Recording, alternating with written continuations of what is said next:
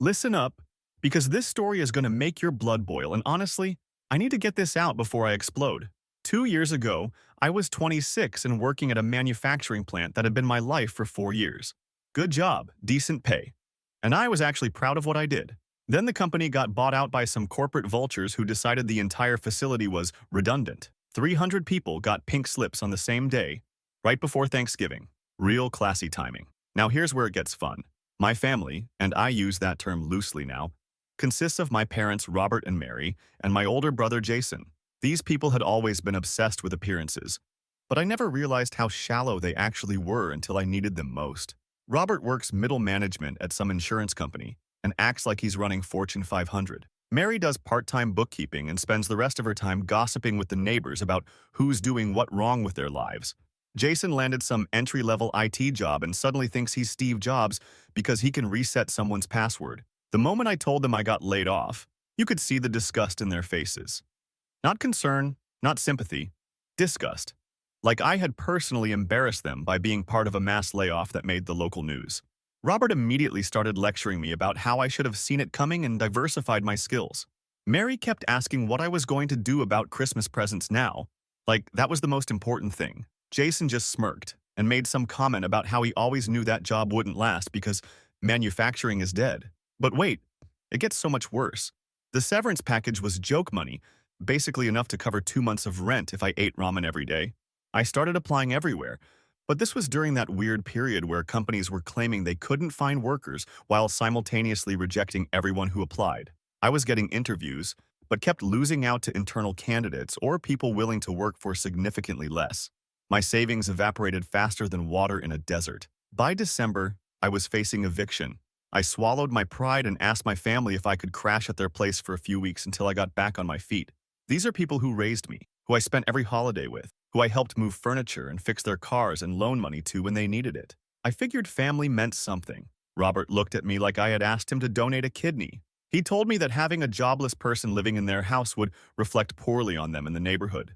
Mary chimed in that they couldn't have someone who can't contribute to expenses taking up space during the holidays. Jason just laughed and said he wasn't about to explain to his friends why his loser brother was sleeping on the couch. They actually kicked me out of their house that day. Not just said no to helping, they kicked me out and told me not to come back until I had my life together. I was stunned. I sat in my car in their driveway for 20 minutes just trying to process what had happened. Then came the texts. Oh man, the texts. Mary sent me a message that said she didn't want to waste food on someone who couldn't even afford to bring anything to Christmas dinner. She told me not to contact them until I had a real address, not some homeless shelter. Robert sent me a paragraph about how he didn't raise a son who would become a bum begging for handouts. The worst part was Jason sending me screenshots of my social media posts about struggling to find work, making fun of them to his friends and calling them pathetic sob stories about sleeping in parking lots. Yeah, I was sleeping in parking lots by then. My car became my bedroom, and I was showering at the gym until my membership expired. But somehow knowing that my own brother was turning my desperation into entertainment for his buddies hit different. That's when something changed in me permanently. They blocked me on everything after that. Facebook, Instagram, even my mom blocked my number. Complete radio silence like I had died. But here's the thing about social media. You can still see public posts even when someone blocks you. And these people couldn't resist posting about their perfect Christmas celebration. The photos from that first Christmas without me were brutal. Robert carving ham at the head of the table with this huge smile, Mary posing with presents under their tree, Jason making toasts with extended family. But the captions were what really got me. Our real family gathered together, everyone successful and contributing. And so grateful for family members who have their priorities straight. One post from Mary literally said, "Sometimes you have to trim the dead weight to appreciate what you have." I saved every single screenshot. Not because I'm masochistic, but because I knew someday I would need to remember exactly how they made me feel. The second Christmas was even worse. Jason posted a photo of their dinner table with the caption, "2 years of peace without certain people's drama and excuses." Mary shared a meme about cutting toxic family members out of your life and wrote, "So much truth here, our holidays are actually enjoyable now." Robert posted about being thankful for family who don't make excuses and take responsibility for their lives. But you know what? While they were celebrating my absence and posting about their wonderful lives, I was doing something they never expected. I was building mine back up, piece by piece, with a very specific goal in mind. See, I didn't just find any job, I found several jobs. I worked construction during the day, drove for delivery services at night, and picked up weekend gigs doing moving and hauling. 18-hour days became normal. I lived in the cheapest apartment I could find, ate nothing but pasta and canned sauce, and saved every penny I didn't absolutely need to survive. While my family was posting about their perfect lives, I was studying real estate investment during my 15-minute breaks and learning about property management from YouTube videos at 2 a.m. The funny thing about being completely cut off from your family is that they have no idea what you're doing with your life. They assumed I was still the same desperate guy sleeping in parking lots because that fit their narrative better. They never bothered to check if maybe their deadweight brother had figured things out. Fast forward to this month. I'm scrolling through Facebook, checking their usual holiday posts, when I see something that makes me smile for the first time in years. Mary posted about their Christmas planning with a photo of their house decorated for the holidays. The caption reads, "Getting ready for another perfect Christmas without the street trash. So blessed to have a beautiful home and family who actually contribute." That beautiful home she's so proud of? The one they've been renting for the past 3 years after Robert's brilliant investment in some timeshare scheme went south? Yeah, I bought it 6 months ago.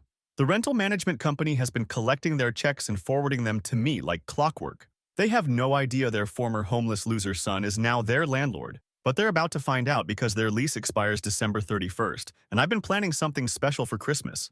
Remember how they said I couldn't come back until I had a real address? Well, now I have theirs.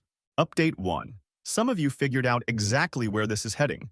And honestly, your suggestions have been giving me even better ideas. But buckle up because what I'm about to tell you is going to make the first part look like child's play.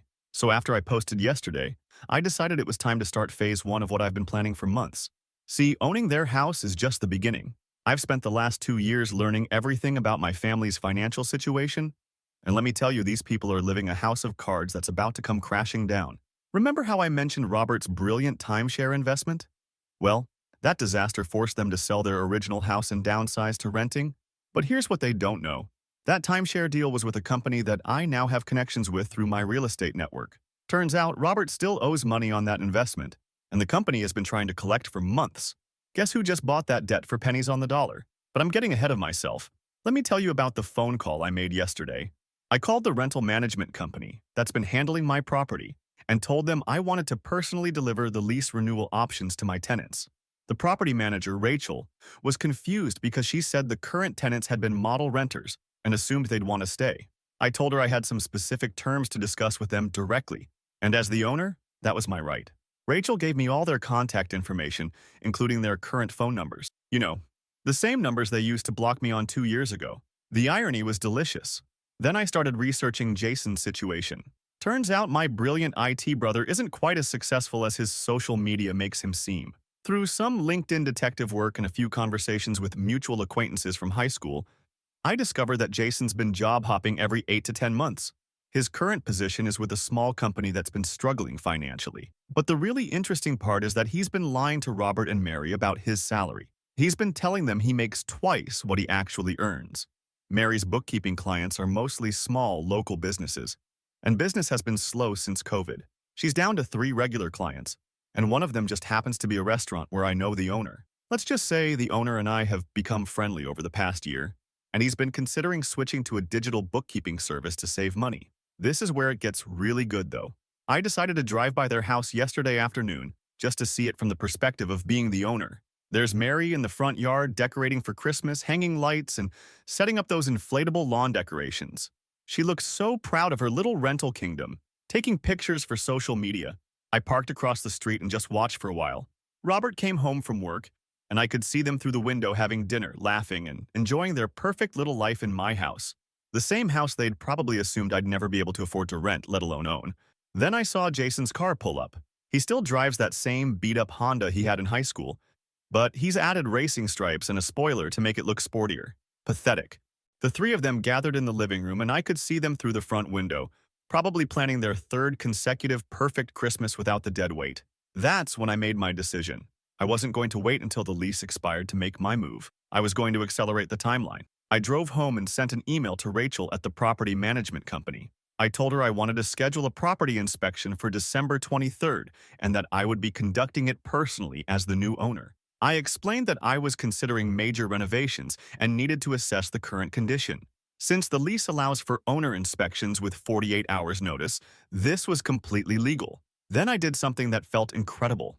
I created a new social media account with just my first name and started following all their public posts.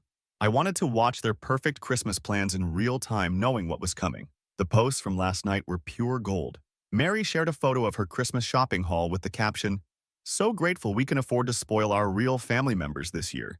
Jason posted a picture of some expensive headphones he bought himself, talking about his promotion bonus that I now know never happened. Robert shared some motivational quote about success coming to those who don't make excuses. But here's where I realized just how deep their delusion runs. Mary made a post in a local Facebook group asking if anyone knew what happened to that homeless man who used to hang around the grocery store parking lot 2 years ago. She was talking about me. She actually posted that she hoped whoever it was had learned their lesson about personal responsibility and found help. The grocery store parking lot, where I slept in my car. She was talking about her own son like I was some random homeless person she'd observed and judged from a distance. That post got me fired up in ways I can't even describe. I screenshot it immediately and realized that this revenge was going to be so much sweeter than I originally planned. So I made another call. This one was to Jason's company. I told them I was conducting reference checks for a potential business partnership and needed to verify his employment and salary information. Completely legal, completely normal business practice. The HR person was very helpful and confirmed exactly what I suspected. Jason has been lying about his income by about $30,000 a year. Then I reached out to Mary's restaurant client. We had a casual conversation about bookkeeping services, and I mentioned that I'd been looking for someone to handle the books for my growing real estate investments. He told me he'd been thinking about making a change anyway because his current bookkeeper had been making some errors lately and seemed overwhelmed with her workload. Everything was falling into place perfectly. But the real moment came this morning. I was checking their social media posts when I saw that Mary had shared a photo of their Christmas tree with all the presents underneath. The caption read, "Every present under this tree represents the love we have for family members who actually matter. So blessed to not have any toxic energy ruining our celebration this year." That was it. That was the moment I decided December 23rd was too far away. I picked up the phone and called Rachel back. I told her there had been a change of plans and I needed to conduct the property inspection this weekend instead. I explained that I had potential buyers coming to look at the property next week and needed to assess any issues immediately. Rachel was hesitant because it was short notice, but as the owner, I had the right to inspect my property with proper notification. She agreed to contact the tenants and let them know. Then I sat back and waited for the call I knew was coming. My phone rang 3 hours later. It was Robert's number. The same number that had blocked me for 2 years. For a second, I considered letting it go to voicemail just to savor the moment. But I wanted to hear his voice when he had no idea who he was talking to. I answered with a simple, "Hello, this is William." The pause on the other end was perfect. You could practically hear the confusion in Robert's breathing as he tried to process why his blocked son's voice was answering a call about his rental house. But what he said next is going to blow your mind. And honestly, it's going to make the next part of this story absolutely nuclear. Update 2.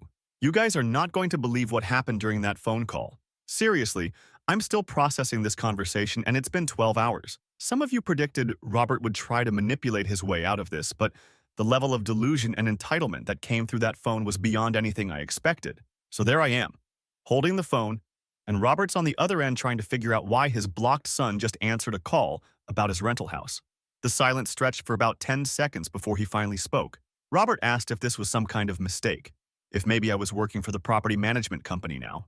His tone was that same condescending voice I remembered from childhood, like he was talking to someone he considered beneath him. I told him no mistake, that I was calling about the property inspection scheduled for this weekend. Then came the most Robert response imaginable. He told me that this was highly inappropriate, that I had no business being involved in his housing situation, and that he was going to call the property management company to complain about their unprofessional choice of representatives. He actually used the phrase conflict of interest, like he was some legal expert. I let him finish his little speech, then dropped the bomb. I told him I wasn't working for the property management company. I told him I was the property management company's client. I owned the house. The silence that followed was beautiful. You could hear him breathing, probably trying to figure out if this was some elaborate prank. Finally, he asked how that was possible, since last he knew I was homeless and jobless. This is where I got to deliver the line I'd been practicing in my head for months. I told him that the last time he knew anything about me was when he kicked his own son out of his house for having the audacity to lose his job through no fault of his own. I reminded him that he'd blocked me on everything and made it clear he wanted nothing to do with me, so he really had no idea what I'd accomplished since then. Robert's response was to immediately go into defense mode. He started explaining that what happened 2 years ago wasn't personal.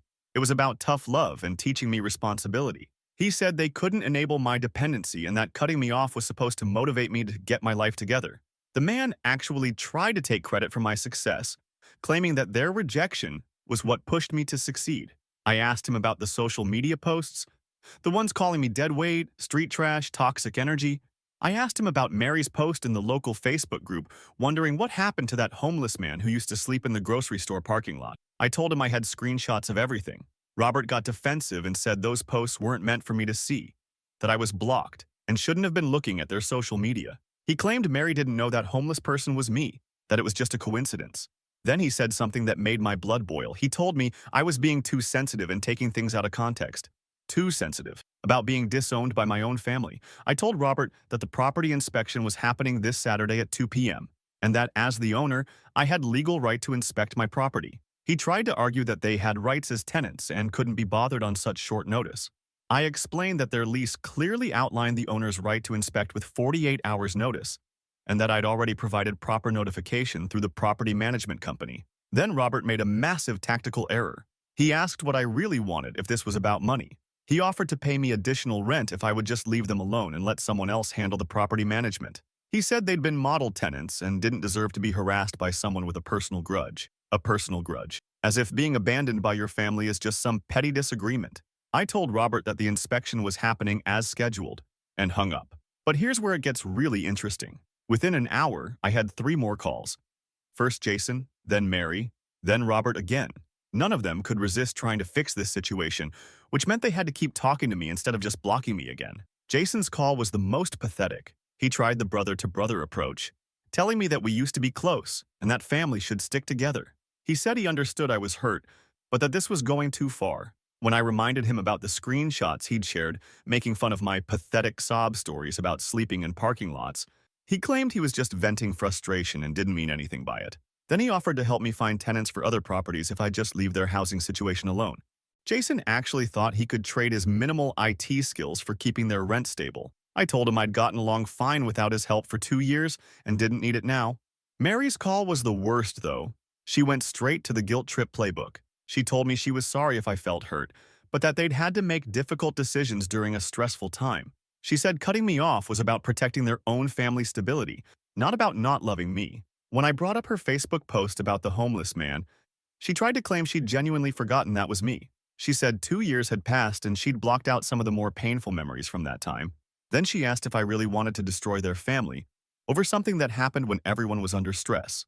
I told Mary that they'd already destroyed the family when they decided their reputation in the neighborhood was more important than helping their own son. I reminded her that she'd specifically said she didn't want to waste food on me. Mary started crying then, saying she never meant those words and that she'd said things in anger she didn't mean. She begged me to let them stay in the house and promised they could work out some kind of arrangement. She offered to cook for me, to have me over for holidays, to make things right. But here's what really got me. In the middle of her tearful apology, she asked if I was doing this because I was still struggling financially and needed the money. Even while begging me not to evict them, she couldn't resist suggesting that my motives were purely financial rather than emotional. I told Mary that the property inspection was non-negotiable and ended the call. Robert's second call came at 9 p.m. This time, he was angry. He'd apparently spent the afternoon researching tenant rights and was convinced he could fight me legally. He told me that revenge evictions were illegal and that he'd report me to housing authorities if I tried to kick them out in retaliation for personal issues. I calmly explained that I wasn't evicting them. I was simply exercising my right as a property owner to inspect my investment and evaluate my options. Their lease expires December 31st regardless, and I hadn't made any decisions about renewal yet. Robert demanded to know what my intentions were. Did I want them out? Was I planning to sell? Was I going to raise their rent to unreasonable levels? I told him he'd find out my intentions when I was ready to share them. Just like I'd found out their intentions toward me when they blocked me on social media and posted about their perfect family without the dead weight. Then Robert said something that revealed exactly why he treated me the way he did 2 years ago. He told me that having an unemployed adult child reflected poorly on his parenting. that people in his social circle would judge him for raising someone who couldn't maintain stable employment. He said the neighborhood they lived in had standards, and that my presence during their Christmas celebration would have created awkward questions from their friends. There it was. The real reason they'd cut me off. Not tough love, not teaching me responsibility. They were embarrassed by me and worried about what other people would think. I asked Robert if he was embarrassed now, knowing that his homeless son owned the house he was living in. I asked him if he'd figured out how to explain to the neighbors that the dead weight they'd rejected was now their landlord. Robert tried to backtrack, saying that wasn't what he meant, that they'd always been proud of me when things were going well. But the damage was done. He'd admitted that their rejection was about protecting their image, not helping me. I told Robert that the inspection was still happening Saturday, and that afterward I'd be making some decisions about the future of the property. I suggested he spend the time between now and then thinking about whether he wanted to have an honest conversation about what happened 2 years ago, or if he wanted to keep pretending it was all about tough love and personal responsibility. But here's what I didn't tell Robert, Mary, or Jason during any of those calls. The property inspection is just the beginning. While they've been panicking about their housing situation, I've been putting the other pieces of my plan into motion. Remember that timeshare debt I bought? I've already contacted a collection agency about pursuing Robert for the full amount. Remember Jason's lies about his salary? I've arranged for that information to accidentally reach Robert and Mary through a mutual family friend. Remember Mary's restaurant client? He's decided to switch to digital bookkeeping effective January 1st. The inspection on Saturday isn't about the house. It's about watching them squirm while I walk through the rooms where they celebrated my absence. It's about making them confront the fact that their rejected son now controls their living situation. But the real confrontation is going to happen on December 20th, exactly like the timeline I'd always planned, because that's when they're going to get the eviction notice. Final update. You absolute legends, your support through this whole journey has been incredible. What happened over the past week has exceeded even my wildest expectations, and honestly, I'm still trying to process how perfectly everything came together. Buckle up because this final update is going to be nuclear. The property inspection on Saturday was exactly what I needed it to be. I showed up at 2 p.m. sharp with my clipboard and camera, looking every inch the professional property owner I'd become. Robert answered the door, and you could see the internal struggle on his face. He wanted to slam it shut but knew he legally couldn't. Walking through that house as the owner while they followed me around like nervous children was pure vindication. Mary kept trying to point out all the improvements they'd made, as if that would somehow earn them points. Jason stayed mostly quiet but kept staring at me like he was trying to figure out if this was really happening. I took my time in every room, making notes about normal wear and tear, checking fixtures, examining the floors, all completely legitimate inspection activities. But what I was really doing was letting them watch me evaluate their home like a piece of property I might or might not keep them in. Robert couldn't help himself and kept trying to start conversations about the past. He asked if I was satisfied with my revenge, if proving my point was worth destroying family relationships. I told him I wasn't trying to prove any points. I was simply managing my real estate investments like any responsible property owner would. Mary tried a different approach. She asked about my plans for Christmas, whether I was spending it alone, if I wanted to come over and talk things through like adults. The woman who'd posted about not wasting food on me was suddenly concerned about my holiday plans. I finished the inspection and told them I'd be making decisions about the property's future within the next few days. I could see the panic in their eyes as I walked out the door of my house. But Saturday was just theater. The real show started on Monday when Phase 2 kicked into high gear. Remember how I mentioned buying Robert's timeshare debt? The collection agency I hired contacted him that morning demanding immediate payment of $16,000 in outstanding fees and interest. Robert called me frantically asking if I was behind it, if this was part of my revenge plan. I told Robert that his financial obligations to various companies had nothing to do with me, and that he should probably focus on resolving his debts instead of making accusations. When he pressed me about the timing, I reminded him that coincidences happen all the time, just like how he'd coincidentally blocked me right when I needed family support most. Tuesday brought Jason's reckoning. The mutual family friend I'd arranged to share information about Jason's real salary had lunch with Mary and let it slip that Jason had been lying about his income for over a year. Mary called Jason immediately, and Jason called me, somehow convinced I was orchestrating his personal problems. Jason demanded to know how I'd found out about his salary and what else I might know about his situation. I told him that people talk, especially in small professional circles, and maybe he should focus on being honest with his family instead of accusing me of investigating his life. Wednesday was Mary's turn. Her restaurant client called to inform her that He'd be switching to a digital bookkeeping service after the holidays. When she asked why, he mentioned that a local property investor had recommended the change during a casual conversation about business efficiency. Mary called me screaming. Actually screaming. She accused me of sabotaging her business, of deliberately targeting her income, of trying to destroy their family financially. I let her vent for about 5 minutes before asking her if she remembered what she'd said about not wasting food on people who couldn't contribute financially. Mary tried to argue that what she'd said 2 years ago was different, that she'd been stressed and scared about their own financial situation.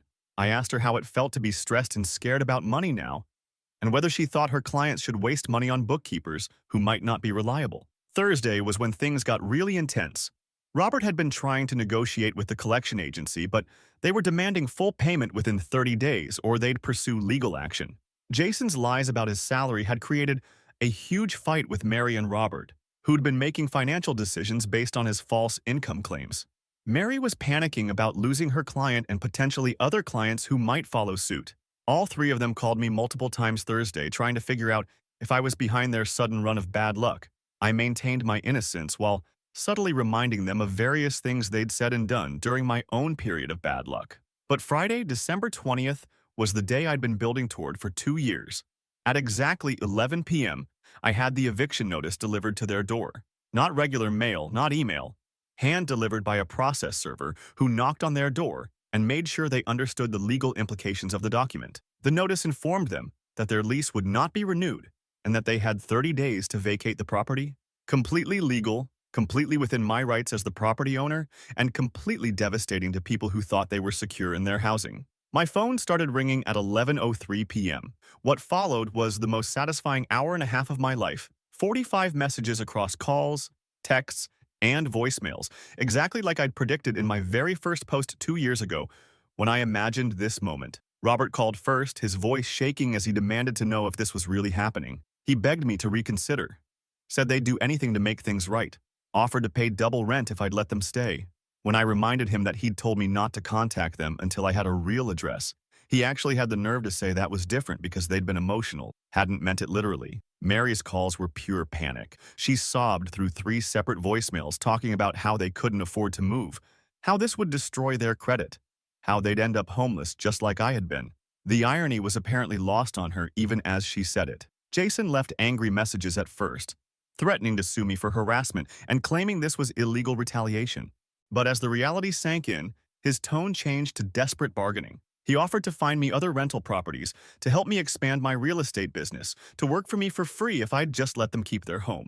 The texts were even better. Mary sent message after message begging me to call her back, saying they were sorry, that they'd made terrible mistakes, that family should forgive family. Robert sent long paragraphs explaining how they'd been scared of enabling my dependency but now understood they'd gone too far. Jason alternated between anger and pleading, at one point offering me his car if I'd reconsider. But the text that really got me was from Mary at 12:47 a.m. "We know we hurt you, and we're sorry. Please don't do this at Christmas. We have nowhere to go. Please answer. We are your family." I waited until 1 a.m., then sent a single response to all 3 of them. "I understand. Merry Christmas." The same words I'd sent them 2 years ago when they cut me off. The phone calls that followed were beautiful chaos. Robert screaming that this wasn't the same thing at all, that housing was a basic necessity, that I couldn't just throw them out during the holidays. I reminded him that he'd thrown me out during the holidays when I'd asked for help, and that basic necessities apparently only mattered when it was convenient for him. Mary called crying hysterically, asking what they were supposed to tell their friends and neighbors, how they were going to explain losing their home. I asked her if she'd figured out how to explain to those same neighbors that the homeless deadweight they'd rejected now owned their house. Jason tried one last manipulation tactic, claiming that Robert and Mary were getting older and that this stress could seriously harm their health. I told Jason that I'd been in my 20s when they'd abandoned me during the worst period of my life, and that they'd seemed pretty confident that tough love was good medicine back then. But here's what really sealed the deal for me. During Robert's final call at 2 a.m., he actually said that what they'd done to me was understandable because I was a grown man who should have been able to handle being on my own.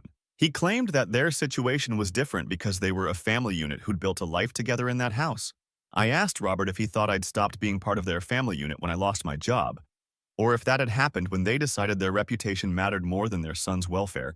I asked him whether the life they'd built in my house was more valuable than the life they'd helped destroy when they cut me off. Robert had no answer for that. The eviction stands. They have until January 19th to vacate my property, but the housing situation is just the beginning of their problems. Robert's timeshare debt is legally enforceable, and the collection agency isn't interested in payment plans. Jason's lies about his income have destroyed his parents' trust and their financial planning, plus his job situation is shakier than he's admitted to them. Mary's bookkeeping business is hanging by a thread after losing her biggest client. The family that was so concerned about their image and financial stability 2 years ago is about to experience exactly what they put me through, except they're older, less adaptable, and have fewer resources to rebuild. And the most beautiful part? They did this to themselves. Every single consequence they're facing is the direct result of their own choices and actions. I didn't force Robert to make bad investment decisions or lie to collection agencies. I didn't make Jason lie about his salary or perform poorly at work. I didn't make Mary's clients dissatisfied with her services. I simply removed myself from their lives like they asked me to, built my own success, and then exercised my legal rights as a property owner and businessman. Remember when Mary posted about trimming the dead weight to appreciate what you have? Turns out I wasn't the dead weight after all. They wanted a perfect Christmas without the street trash. Now they can have a perfect Christmas in their own cars, wondering what their neighbors think about the moving trucks in their driveway. 2 years ago, Mary asked why they would waste food on me. This year, I'm asking why I would waste housing on them. Merry Christmas to my real family, everyone who actually supported me when I needed it most. As for Robert, Mary, and Jason, they finally got what they always wanted, a life without me in it. They just never considered that I might build a life without them in it too.